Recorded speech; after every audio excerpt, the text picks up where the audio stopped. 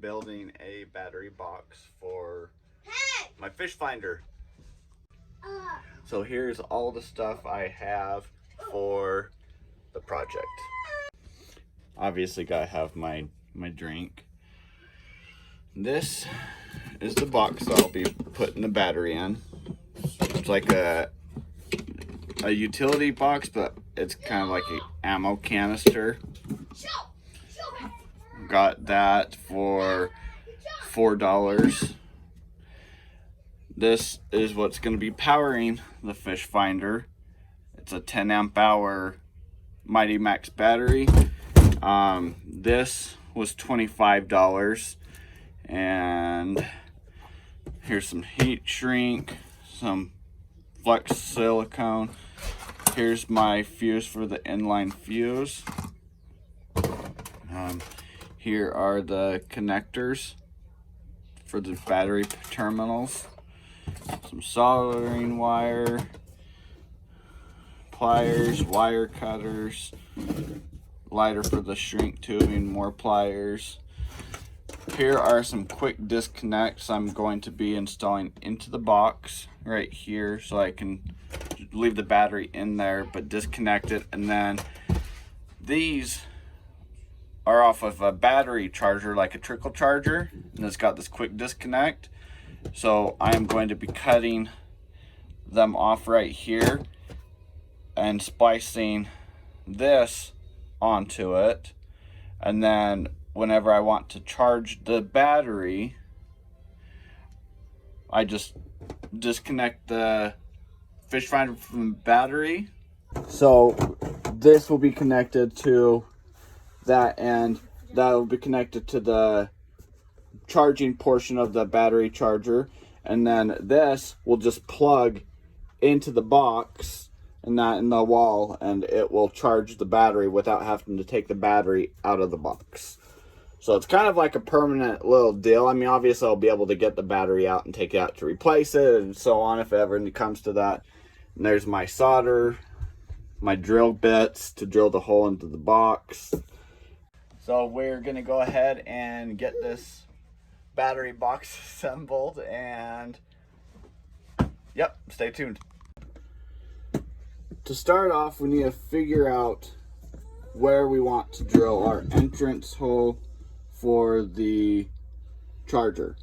Do I want it up here in the front by this, or do I want it in the back? So basically, is the battery going to sit in like this or this? So that's the decision I've got to make. I think I like the idea of the battery sitting like so. We'll put the entrance there. So let me go ahead, close this up, and we'll get that entrance hole drilled.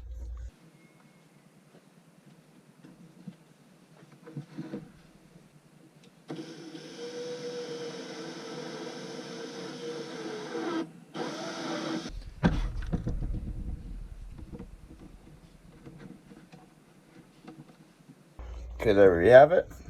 Nice clean. I love those step up bits, but it's a nice clean hole that fits nice into. So what I'll do is I'll be putting that in there, probably like that, and I'm gonna silicone around it. And then again, like I said, this end will just clip in, clip out, clip in.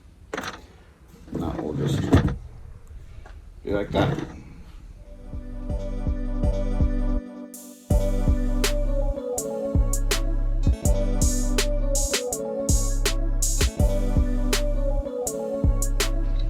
Now, I've got to cut the ends and prepare these wires.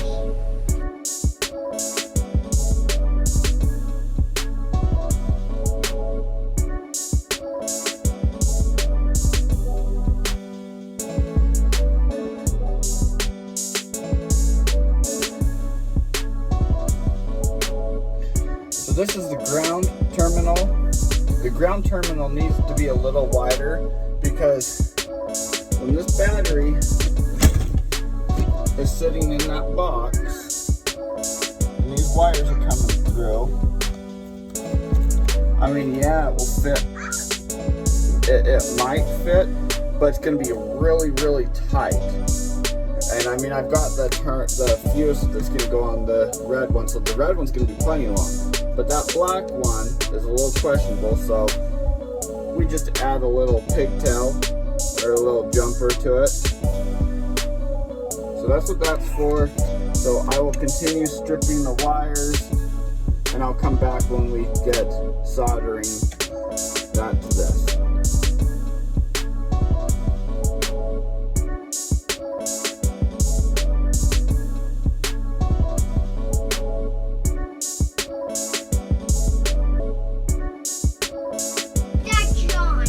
This is my inline fuse. Has a nice little water tight deal to keep water and moisture out. And these ones actually come with the wires pre-stripped, so I don't have to do that. We'll expose those. Push this through, it'll be easier to solder. Make sure it's just slightly bigger, and you just slide it over. I like to slide them over just so I don't forget. And that one's actually bigger, I want smaller. Slide that over. That way when you solder those on, it's nice and protected. So grab our solder here. Okay. I like to push these wires kind of just so they'll mesh together. And twist that one a little bit.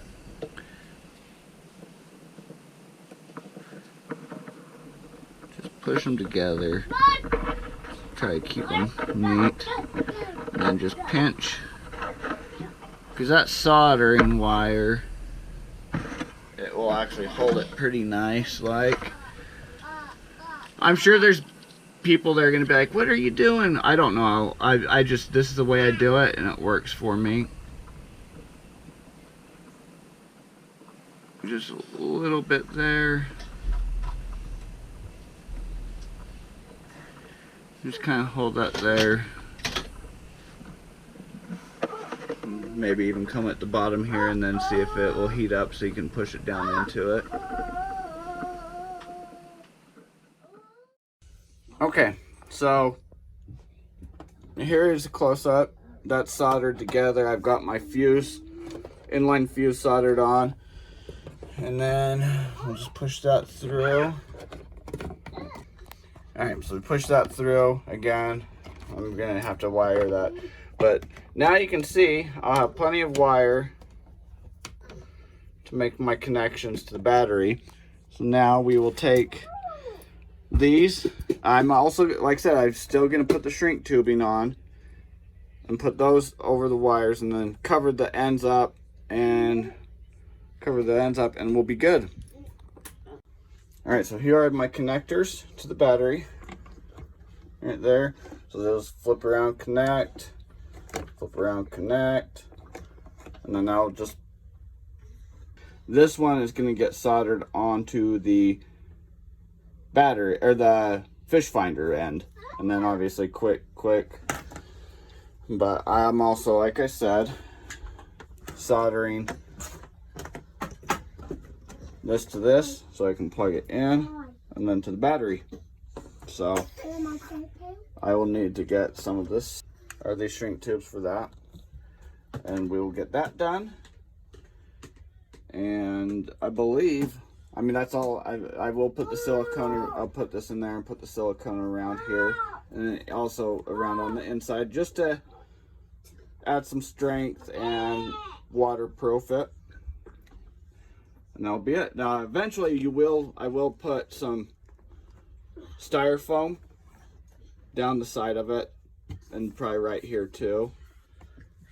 Right there and there, just to kind of make sure the battery isn't shaking around. So I might get some Velcro for the bottom of it, because there is some space between the top, so it doesn't bounce up and down either. So let me go ahead and get this done.